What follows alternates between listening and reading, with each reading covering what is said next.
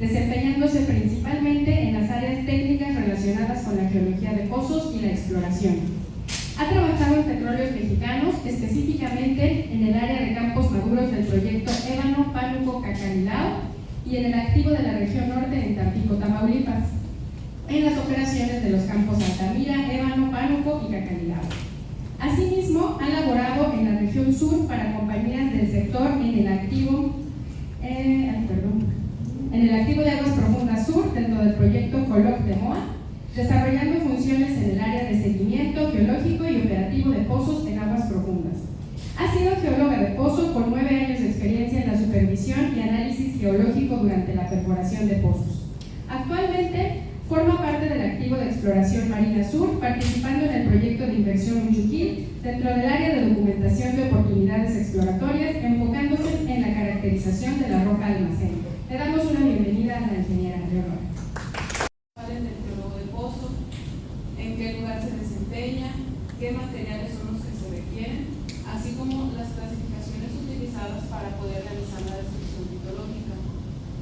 ¿Cómo se realiza una descripción litológica? ¿Qué significa el análisis de la fluorescencia y para qué se utiliza? También vamos a ver lo que es la calidad de roca, qué propiedades de la roca son las que se analizan en campo. También es muy importante que cuando perforemos un pozo sepamos en qué edades geológicas estamos perforando, ya que esto nos va dando un seguimiento correcto de la columna. Y también vamos a hablar de este tema. También les voy a mostrar la micropaleontología para el Cenozoico, cómo está dividida, qué organismos son los que son los principales para poder datar las edades geológicas. También vamos a ver acerca del registro de hidrocarburos, su importancia, el ciclo del fluido de la perforación, cómo se recupera y cómo se procesa una muestra de canal, tanto para su análisis. Una breve descripción de un núcleo en la edad de Cretácico.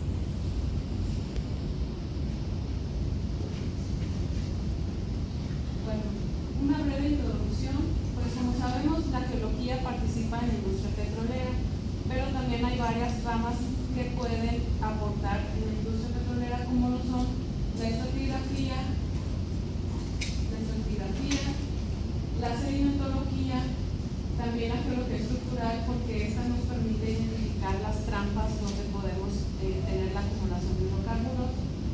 También un estudio de la petrografía. Con este conocemos las propiedades de la roca, su contenido mineralógico, podemos conocer su porosidad, también si existe algo de permeabilidad y en general conocer más a detalle cómo está estructurada nuestra roca.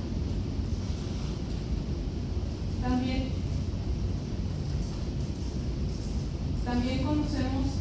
hacemos un análisis geoquímico con la ayuda de la geoquímica, y pues yo les voy a presentar en general lo que realiza el geólogo en campo y enfocado pues a la actividad de pozos petroleros.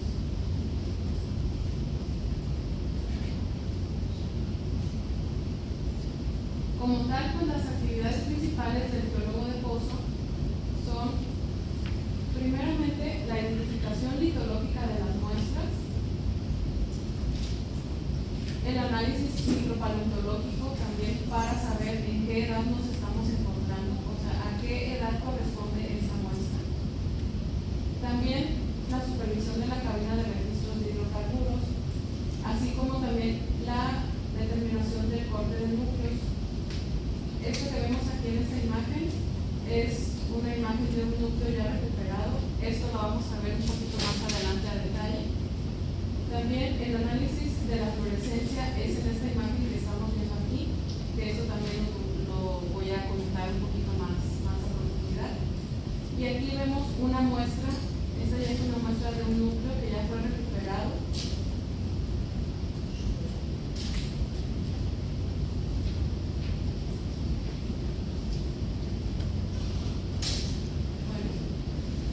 Como podemos ver, este es el área donde se desempeñan las funciones aquí en la zona marina. Aquí vemos, esto es una plataforma autoelevable. Aquí les muestro un pequeño video tomado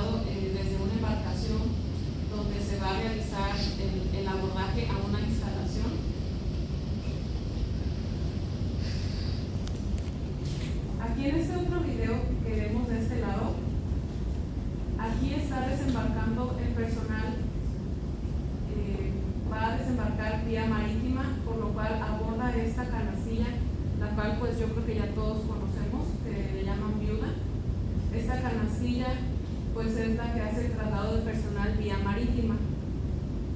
Y pues lo necesario para poder estar en una instalación y poder desempeñar funciones en una plataforma, pues es contar con tu curso de seguridad, de sobrevivencia en el mar. La libreta que se pide es una libreta de mar tipo D. También pues debes de contar con todo tu equipo de protección personal, casco, lentes, barbiquejo, botas de seguridad y pues obviamente tu overol. Aquí por ejemplo vemos una imagen. Esta imagen es el personal que baja vía aérea. Aquí como podemos ver se encuentra el personal ya con sus maletas listos para desabordar la plataforma y bajar vía aérea en un helicóptero.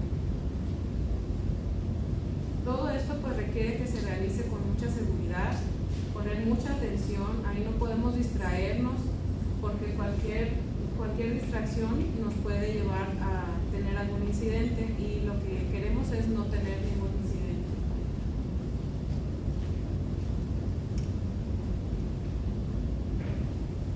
Ya una vez abordando la plataforma, esta es la oficina que se le asigna al geólogo.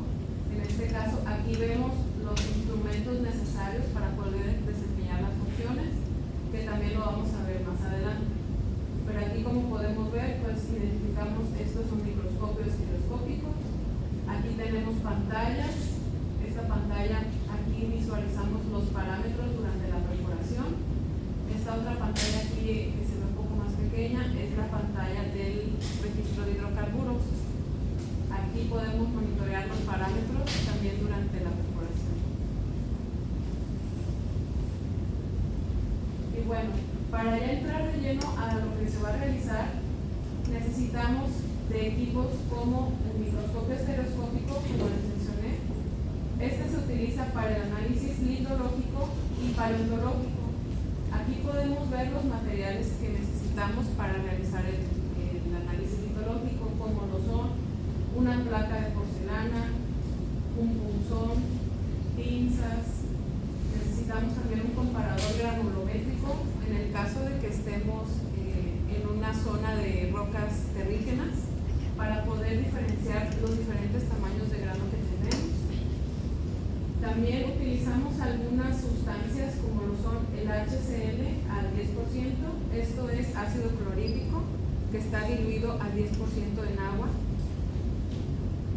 Y también se utiliza fenolftaleína. Estas sustancias se utilizan, por ejemplo, el HCl se utiliza para poder diferenciar en la roca si tiene algo de contenido de carbonatos. Esto es para identificar el cemento, si llegara a tener cemento la roca, qué tanto o qué tipo de cemento es, y es una forma práctica y rápida de poder identificarlo en campo. Aquí vemos una imagen de una muestra litológica al microscopio. Esta es la vista que nos da el microscopio, que es a detalle. De este lado podemos ver los materiales que se requieren para poder hacer el análisis paleontológico, como lo son placas donde se pegan los organismos, la goma de tragacanto, que es un pegamento especial para que se puedan adherir y no se despeguen. También utilizamos una charola con fondo negro porque los organismos, como son de carbonato de calcio, son blancos, entonces requerimos una charola que tenga un fondo negro para la cual podamos resaltar a la hora de estarlos viendo aquí bajo el microscopio. También se utilizan unos tamices que son como unas mallas que son medidas de 20 hasta 100 micras. Y aquí podemos observar una imagen ya de unos organismos que ya son vistos bajo el microscopio. Como pueden ver aquí en esta reglita, de aquí a aquí mide 1 milímetro. Entonces, si quisiéramos saber de qué tamaño son estos organismos, esto mide 0.2 milímetros, casi nada. Entonces, por eso es muy importante conocer sus tamaños y que a través de estos tamices diferenciemos entre unos y otros organismos.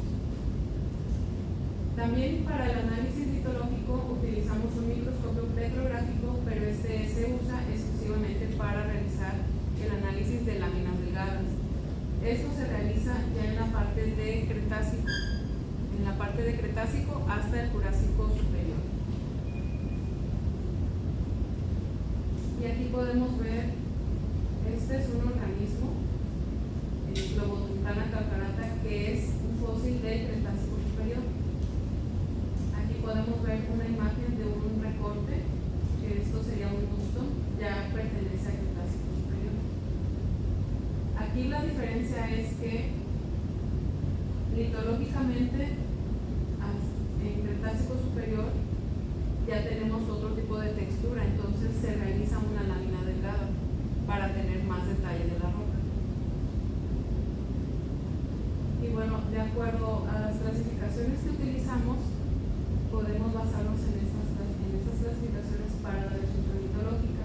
En el caso de rocas terrígenas utilizamos la escala granulométrica de Weinberg, que viene de los sedimentos más finos hasta los más gruesos.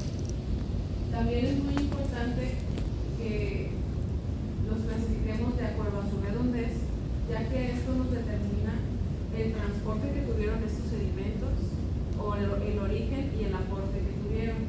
También es importante saber cómo es su selección.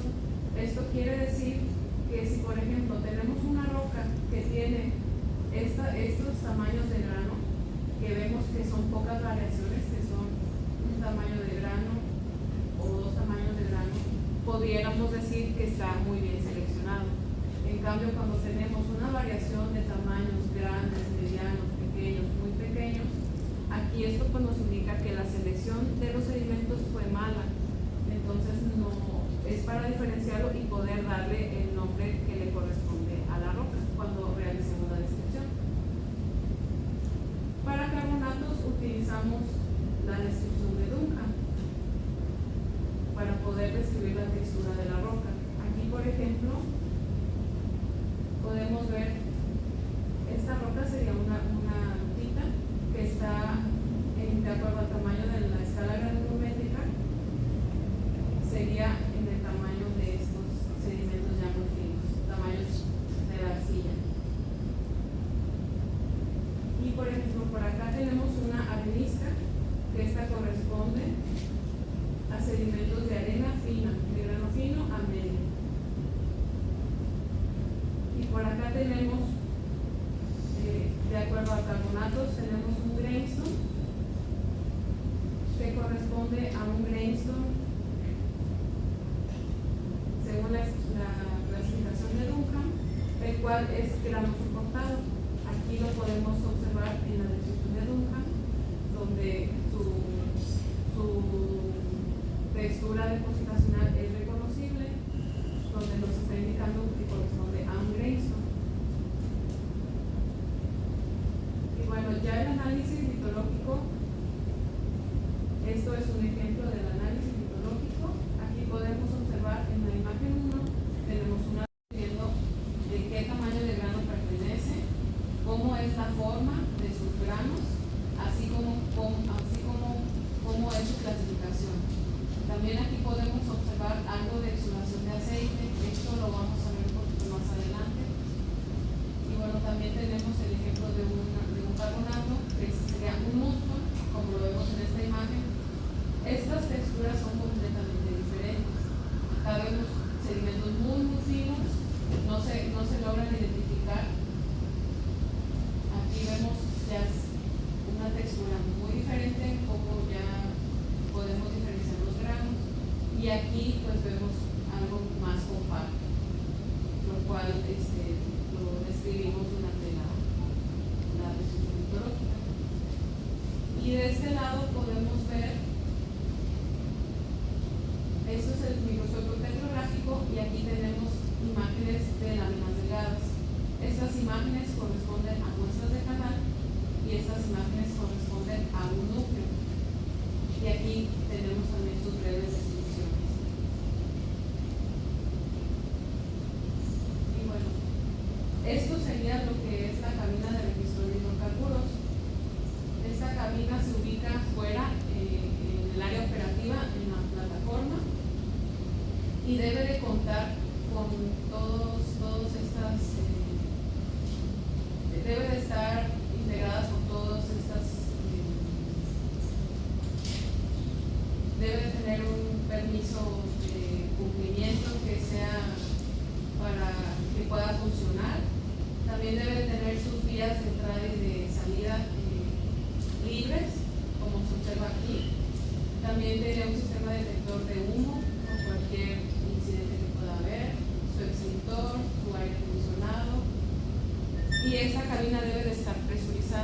qué? Porque cuando en un pozo llegue a haber alguna presencia de H2S, el personal que se encuentre adentro puede estar a salvo y conectarse a sus equipos de respiración en lo que pueda salir a el área segura.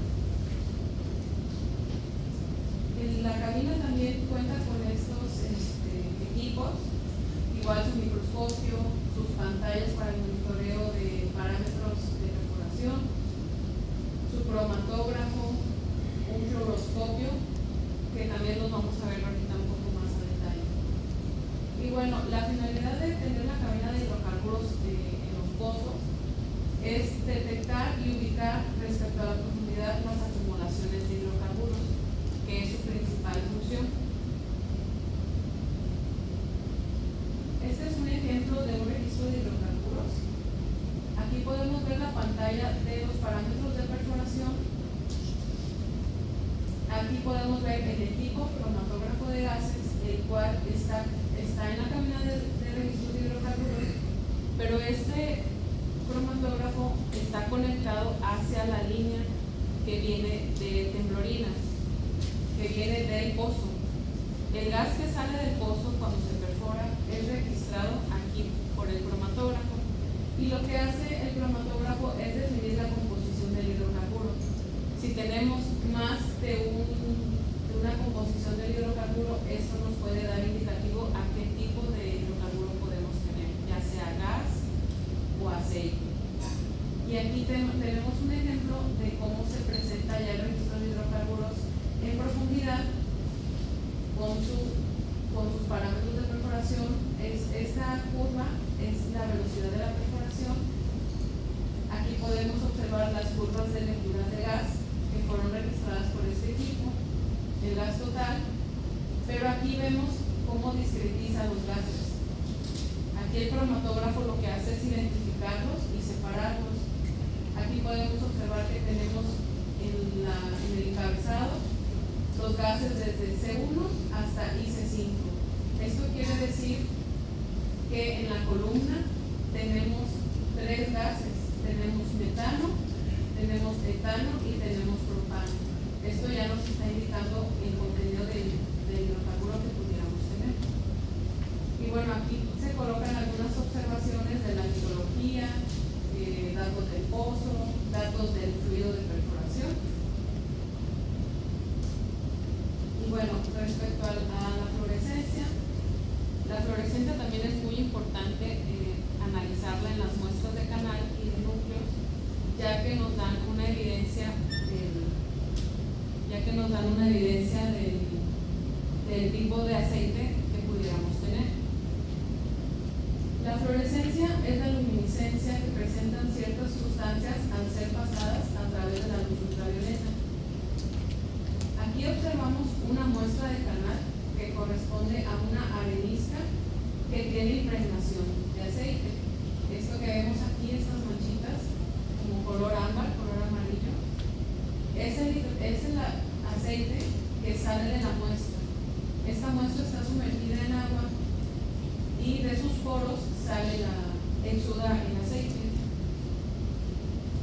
El análisis de fluorescencia se realiza con la ayuda de un fluoroscopio, en el cual introducimos esta muestra. Ya una vez seca, la introducimos en una placa de porcelana y se le colocan unas gotas de acetona.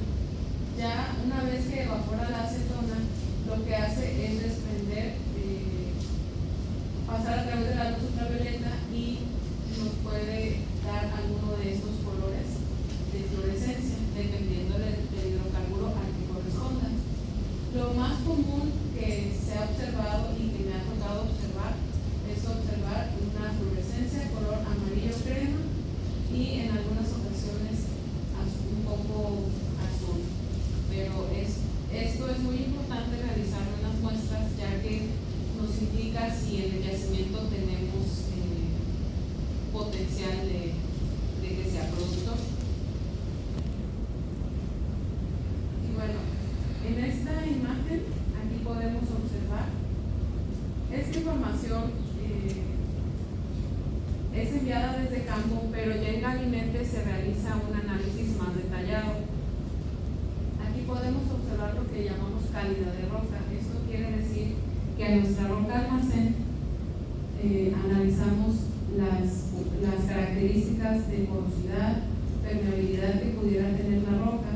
También nos basamos en los registros geofísicos, como lo vemos aquí. Esto es una evaluación petrofísica donde están señalando los paquetes de las arenas que tienen hidrocarburo. Aquí podemos observar, aquí tenemos 6 paquetes de arenas con impregnación.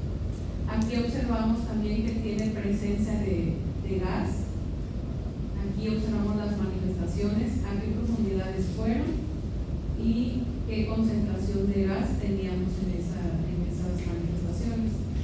De este otro lado podemos observar las muestras, la muestra húmeda con su análisis de fluorescencia, las muestras secas para observar su textura, el tipo de roca, todas las características de la roca, qué tipo de roca es, qué tamaño de grano tiene, cómo es su clasificación, cómo es su consolidación, si se observa algo de arcilla y cómo es la impregnación que se observa.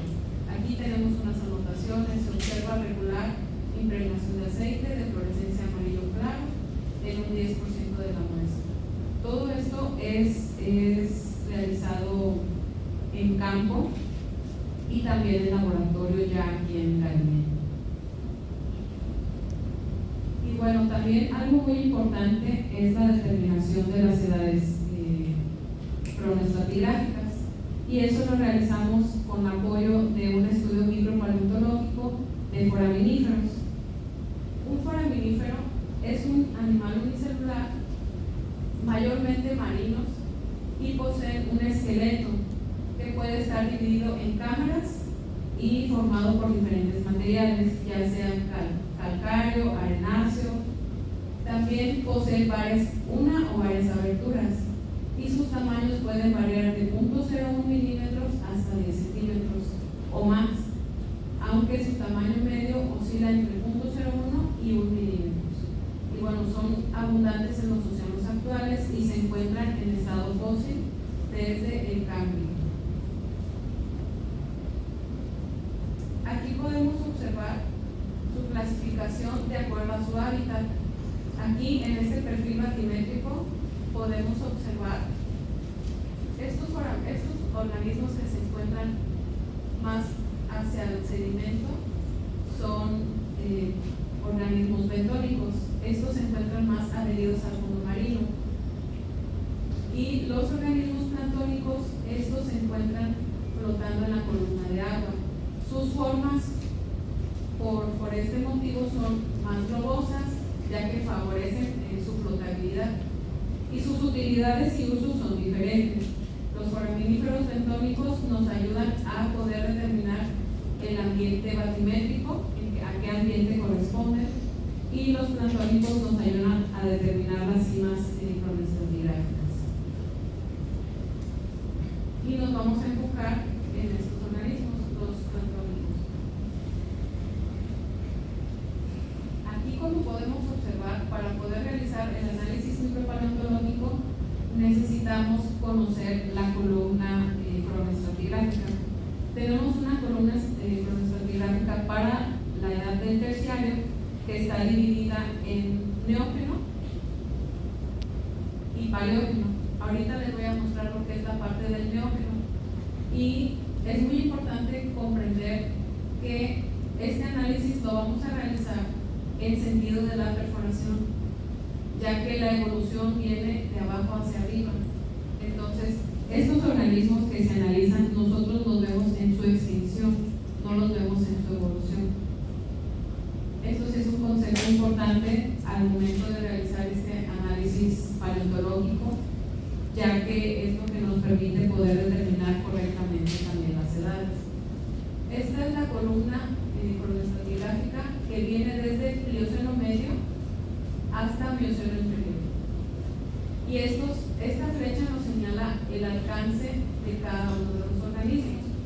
Podemos ver en esta parte vertical Estos son los organismos de cada edad geológica. Por ejemplo, tenemos para Plioceno medio estos 3 organismos representativos, y esta línea negra continua nos muestra el alcance de ellos. Esto quiere decir que como fósiles índices son muy buenos porque su extensión es amplia, pero su tiempo geológico es corto. Entonces, por eso es que son muy importantes. Y estos son los organismos representativos para el Neógeno. Y bueno, también tenemos los organismos del Paleógeno, que inician desde Oligoceno superior hasta el Paleoceno inferior.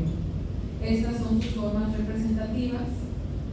Si pudieron observar, son bastante diferentes a las formas que traíamos en la diapositiva anterior. Si hay diferencias, y principalmente en el Paleógeno tenemos que darle mucha importancia a los organismos que se encuentran ya cercanos al contacto hacia el Cretácico, como lo son los del Paleoceno superior y Paleoceno inferior, ya que en esta zona de la columna también nos topamos con cambios litológicos que nos pueden perjudicar al momento de la perforación de los pozos. Estos son los organismos representativos para Paleoceno superior: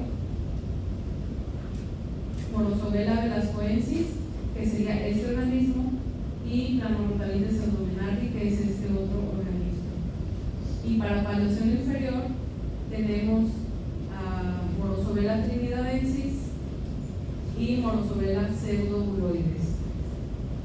Esto sí es importante, ya que si por algún momento realizamos un análisis incorrecto, podemos perder un pozo, porque esto nos puede hacer que el pozo se derrumbe, debido a que las presiones que tienen los sedimentos son diferentes, y también los fluidos con los cuales se perforan deben de tener diferentes características. Entonces aquí sí es como un reto el realizar correctamente el asentamiento en el Paleoceno.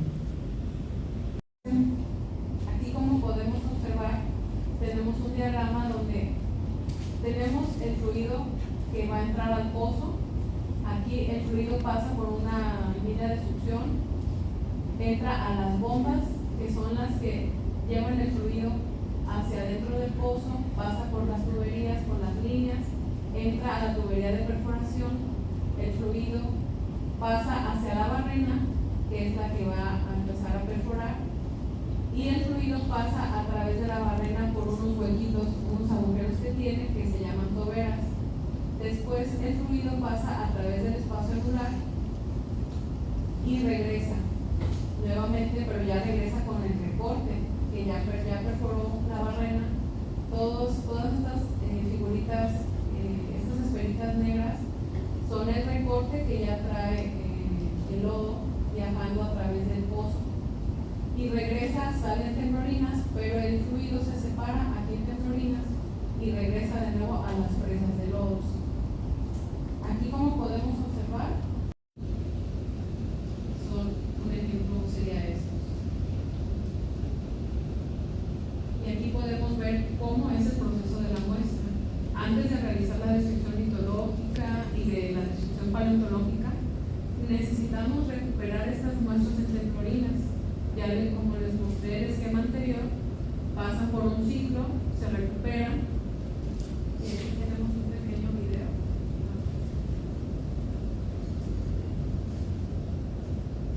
Este es un video de temblorinas.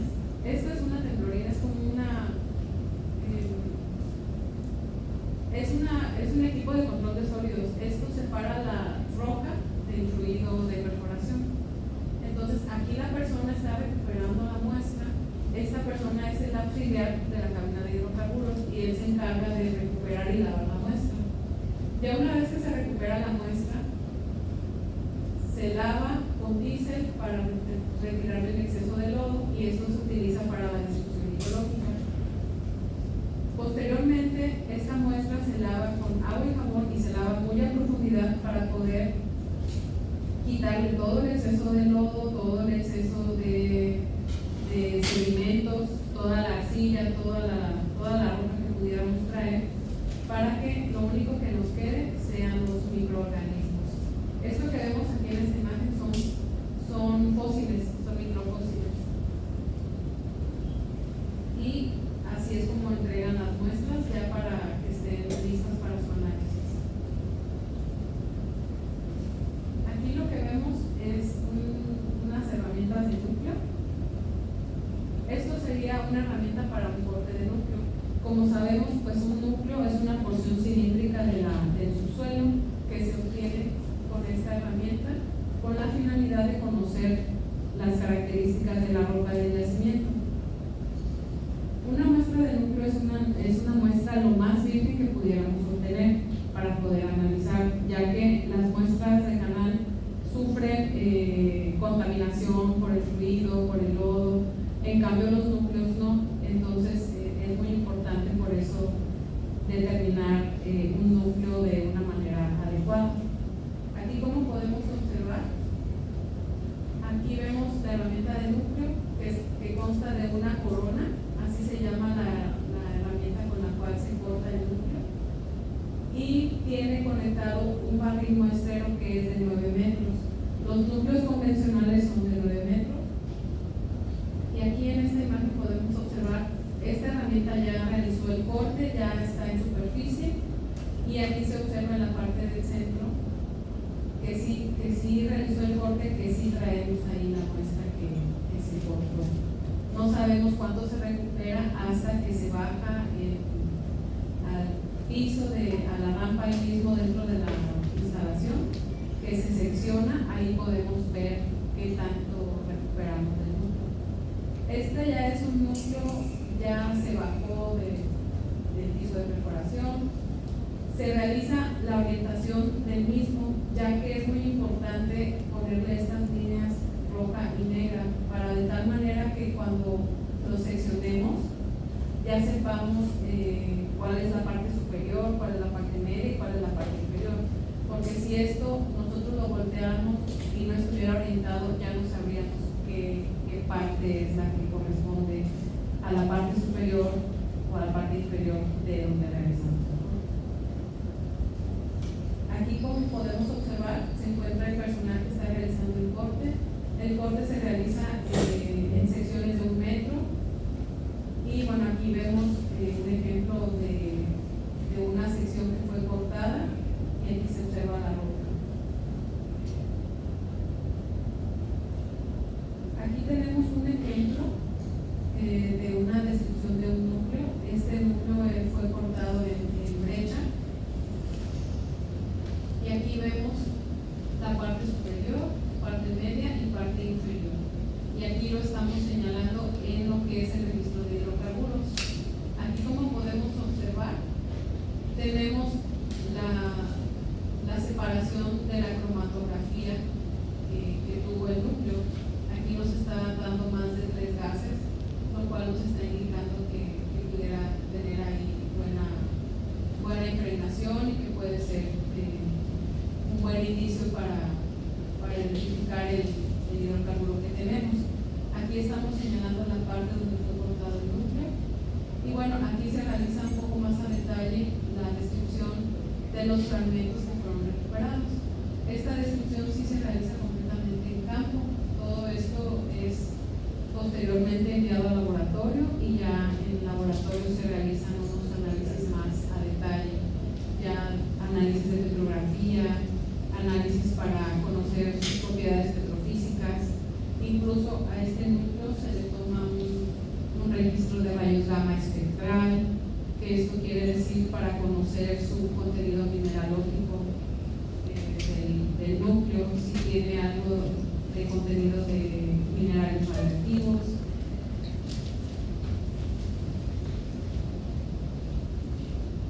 Y bueno, agradezco la invitación, y quiero despedirme con un breve mensaje. La Tierra guarda sus secretos bajo capas, pero los geólogos tenemos la pasión y la paciencia para descubrirlos. Sigan estudiando porque cada roca cuenta una historia y ustedes la escribirán.